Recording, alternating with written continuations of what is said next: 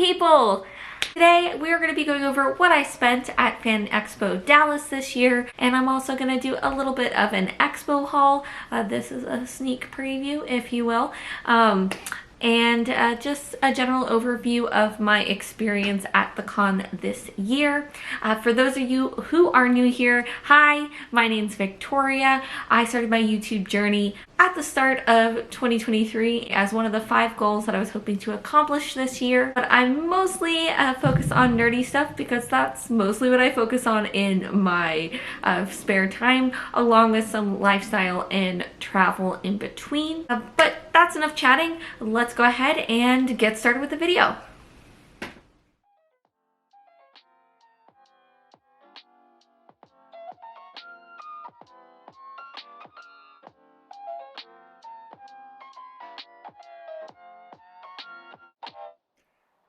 Hello. So on Friday, I did not bring my camera. We knew it was going to be more of a chill day just to pick up our badges and take our first looks around the con, and also just see a couple panels. So we did get the opportunity to go and check out the panel with Justin Brine, who is the voice of Midoriya on My Hero Academia. To know that the work is out there and people are watching it and responding to it. That's really cool because I've alluded before, what we do is very kind of isolating and solitary. So I grew up in a lot of theater. We don't get to share, like, I don't get to see my cast every day, or I don't get to rehearse with them and see all that. It's very different. So to know.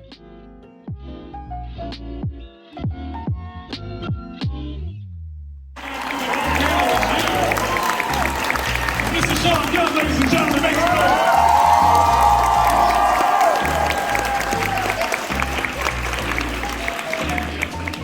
Hey, I was like, getting here was like that scene in Spinal Tap. You know the scene where they're walking through all the halls? I didn't know where the panel was. We literally were walking. So we were just following you. We were just walking behind you and you just couldn't see us. That's what it was. So after catching Justin's panel, we did in fact go and see Sean Gunn's panel. For those of you who aren't familiar, Sean Gunn plays Kirk on Gilmore Girls. He's also known for playing Kragler in Guardians of the Galaxy, and he is the brother of James Gunn. There was quite a gap between Justin's panel and Sean's panel, so we did take a walk around the con and picked up a pretzel because Sean's panel was at 7 p.m. so we knew we wouldn't be eating until probably 8:30ish, since we had planned to go and eat outside of the con. So Sean's panel was really fun. It also ran behind, as he mentioned in the beginning, so we definitely didn't leave the con probably until 8:15, and the show floor does close at 7, so we headed back to our cars and went to dinner. So we ended up eating at a place called Jinya in downtown Dallas. It's a ramen place. My partner paid for dinner. And then we headed to an ice cream shop that was just a minute's walk away called Aqua S. I got a royal milk tea ice cream, and my partner got a kiwi flavored ice cream. Aqua S is known for rotating out its flavors, and they're always really good. So we love stopping by there when we are downtown. And then after that, we made the drive home so we could get some rest and get back down to the con on Saturday.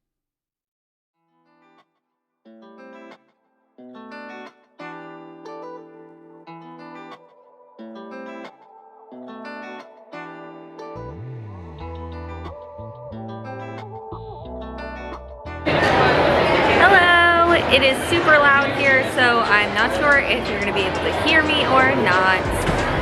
But I am here on Saturday at FanExpo. We're about to go in, just waiting for my partner at the moment, but we're gonna head on through.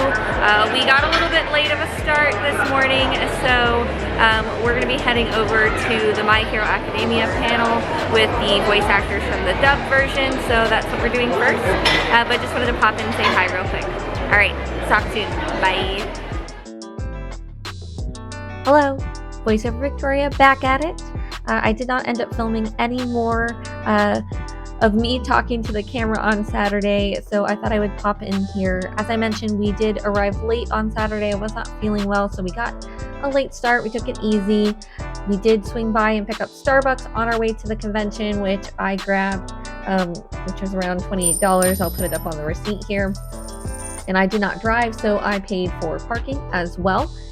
Fortunately, we were able to make it to the Plus Ultra My Hero Academia panel. It had, I think, somewhere around 11 of the English voice actors from the TV show, including Justin Briner, who we saw on Friday, Clifford Chapin, who plays Bakugo, and David Montraga, who plays Shoto Todoroki. It was great to see the kind of camaraderie that the cast has, even though they don't actually work together when they are doing the voiceovers. There were some fun questions, and overall, we really enjoyed this panel. Superhero anime of all time. Which one do you guys want to do? I had one guy in the audience just yell Pokemon. So as said, we're going to get started. Do me a favor, go ahead and line up at these mics so we can start asking questions. Oh, look at this. So cute. We've gone down this way already? I think so.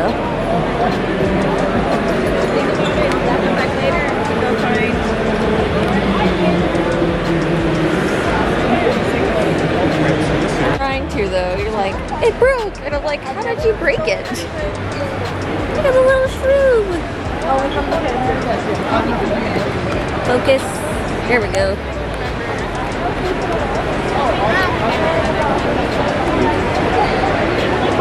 I like this stationery.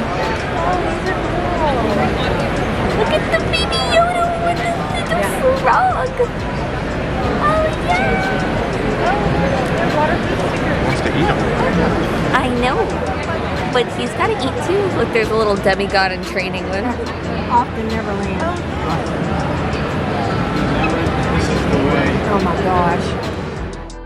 So, for anybody who's been to a con on a Saturday, you'll know that it's usually the busiest day of any convention, but we did spend a lot of time in the Expo Hall after the My Hero Academia panel. I also went downstairs to where they had a Japanese arcade game, which it's kind of bright in here. I'll make sure I put in the description that there are some flashing lights in this video. They also had a little Dungeons and Dragons tavern that I checked out, where they were having a Critters meetup. So people were dressed up as some of the Critical Role characters from the various campaigns that they've had. And I was actually trying to make it over to a voice acting panel with Voices Carries, which if you've watched my previous videos, you'll know is the voice acting coaching group that I am currently part of, or I guess taking classes with to learn more about voice acting. But unfortunately, it was very crowded. So I took a quick back walk over to the main hall where most of the activities were going on in the convention to meet up with my partner and go and check out the panel with Charlie Cox and Vincent D'Onofrio, focusing on the Netflix show Daredevil.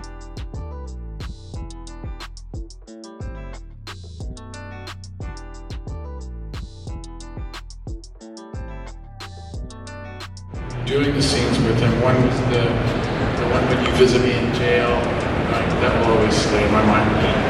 And so I would say it's his fight scenes, and then there was a couple of scenes with Deborah I believe in the first season and in the third season that I really liked a lot. And then then there's the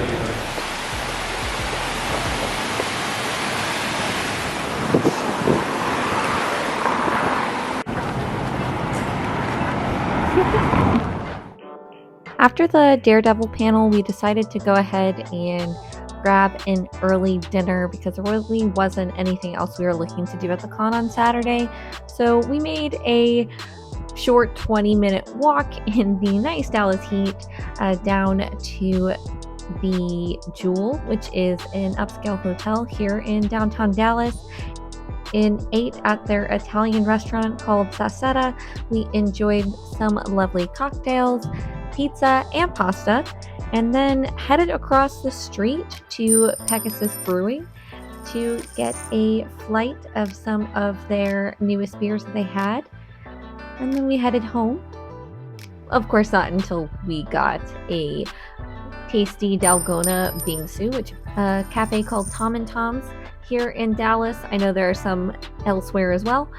So we enjoyed that and then headed home so we could rest up for the final day of the con.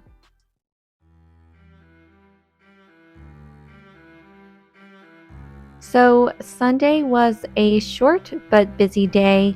We stopped and got breakfast in the Omni at Texas Spice because I was wearing my Wednesday cosplay and it was very hot to try to get breakfast anywhere else in the area.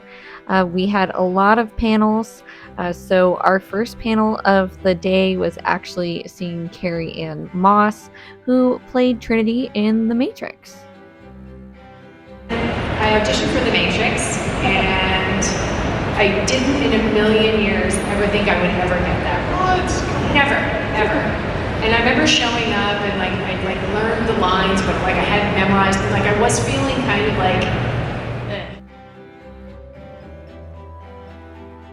So after our panel with Carrie-Anne Moss, we did a little bit more shopping around the Expo Hall, and then we caught the tail end of this panel. It was with Joseph Quinn and Grace Van Dien, who play Eddie Munson and Chrissy from Stranger Things. After this panel, we actually went and grabbed some coffee and tea from Morsels in the Omni for just a little bit of a pick-me-up before heading to our final event and panel of the day, Rosario Dawson.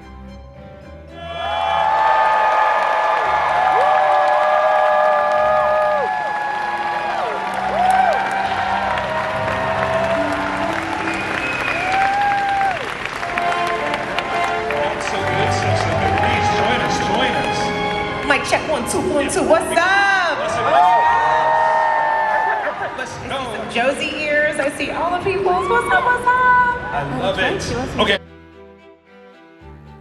So after Rosario Dawson's panel, the con was really coming to a close. I made a final ditch effort in the Expo Hall to grab some more things, and then went to the graveyard that you saw at the beginning of Sunday to take some shots for my Wednesday cosplay.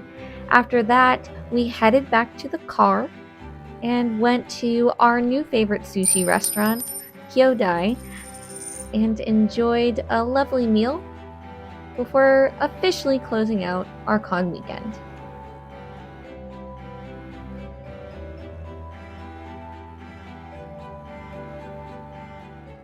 So, let's talk about what I got at Dallas Fan Expo.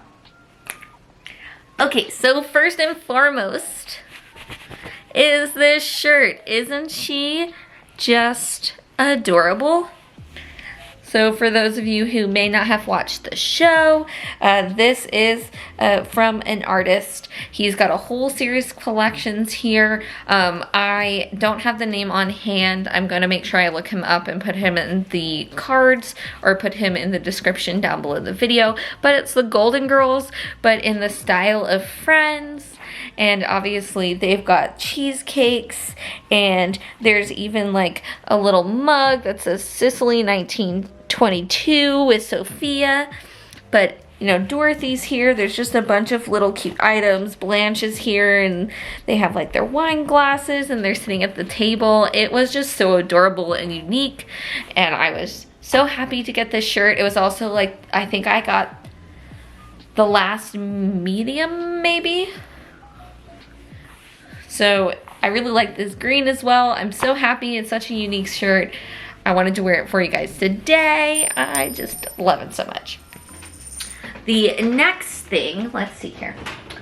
And I got that I thought was so unique, and I do have her name. I'll also link her in the description is this keychain. It is Grogu, but you'll see he's like a Harry Potter Grogu. I just thought it was a really unique mashup, and you know, obviously she is a local artist. It's if you can see, there's stitching on here, so it's stitched on there. It's just a really cute little piece. I love little keychains, so I'm really excited to put this on my keys and have little Grogu with his big old eyes and glasses. But this is from Geeky Girl Stitches. Again, I'll go ahead and make sure to link that in the description as well. I got 2 patches. So fun fact is I get free, what's the word I'm looking for? Not merch, free, oh my goodness. I had to go and ask for a word. I just had a mental, again, just brain gone. So I have gotten swag from jobs, previous jobs that I'm no longer at and things like that. And you know, you always have logos on those because it is swag. Obviously you're repping the brand. So something I started doing with those, because sometimes they're like really nice things, is I put patches on them of things that I like. So I had a hat, and I have a like pullover zipper jacket. So I wanted to grab some patches. I got this one, a little Midoriya. Isn't he cute? With a little UA behind him. So I've actually already ripped the logo off. Not just ripped, I used a seam ripper to get the logo off of the hat. It's a white hat, so I'm gonna put this on here, and I'll have my own like My Hero hat. And then for the jacket, I think I'm gonna put this one on. Look at him, it's a little Totoro. It's a big Totoro with the little Totoros, and he's got a watermelon, and I think they're so cute. I'm pretty sure these patches were $5 a piece, so $10 here. And at the con, there was a couple going around offering free dice if you followed their podcast. So here it is, What the Dice. Got myself a little dice, and it comes in this little thing. And yeah, I got myself a yellow D20, which I don't have this color, so yay. But speaking of D&D, I almost totally forgot. I've already hung this up, but I want to show you the one art piece I got. Woo, okay, let's go. We're gonna go. I'm gonna show you. Hold on. Look how cute. This was another artist. So she had all 3 of the campaigns, for those of you who are familiar with Critical Role. So you can see there's Dorian, Bertrand Bell, there's Orem, Laudna, Imogen, Fern, Ashton, FCG, and Chetney. And there's just such cute little details on here. I really wanted to get all 3, but I am in love with campaign 3, so I decided to get this one. It's also the one that I'm completely caught up on, and this was $20? $20. And I will link the artist in the description box. She also makes cute little pillows, and she had some Critical Role pillows too. Okay, we're back. So, for my final item that I got at FanExpo Dallas, and I guess rounding us out at the end of this video, is a Wednesday Adams backpack. As I was doing my last Sunday walkthrough, as people were packing up, I walked by in my Wednesday outfit and saw this backpack. And it was a mother and daughter at the booth. I chatted with the mom first. The mom said that her daughter makes these. She's a graphic designer and designs the templates for her items after her day job. And I had exactly $53 left in my cash budget a little bit, and we were chatting about Wednesday. She was saying that Wednesday is one of her favorite shows and that there hadn't been that many Wednesdays there that day. And so I didn't know how much I had, and she was selling it for $60, a little bit of a markdown from I think what it was originally priced. And I was like, I don't know if I have 60. And I was telling them, you know, this is my rule. I said I was not going to spend more than the cash that I had. And so I counted it out and I had $53 left. And she said because I was Wednesday and she just felt like the backpack belonged to me, she sold me the backpack for $53. I do have a picture of their booth. I know that she's working on her website, and also took a picture of me in the backpack. You'll also see this backpack in my video, but I just wanted to shout them out. Again, this is why I love buying from artists, local artists and vendors that are at the cons. So I really do recommend that you do that. It was such a great interaction. They were so lovely. I hope I run into them at another con soon. I love this backpack. It's well made. I'm really excited. It's gonna go with all my Wednesday outfits, and it's just really cute, and it's very spacious and has a lot of room. So I'm so grateful that she was able to work with me on this, and I'm so excited to put their name down there, and I'm excited to see how well they do at conventions, and maybe hopefully this will become her full-time job because she did a great job.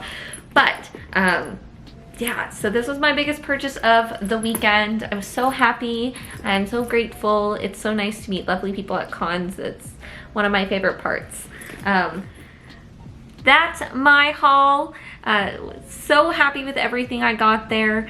But I did have this cash in my wallet. It was kind of already set aside. But even with that, so with including the tickets, food, and Expo Hall fines and parking, it totaled out to be $527.65.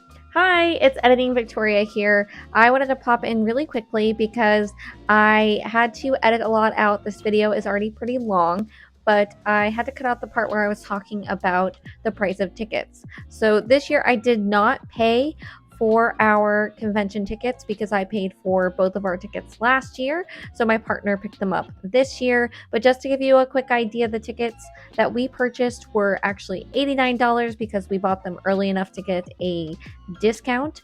They were 3-day weekend tickets.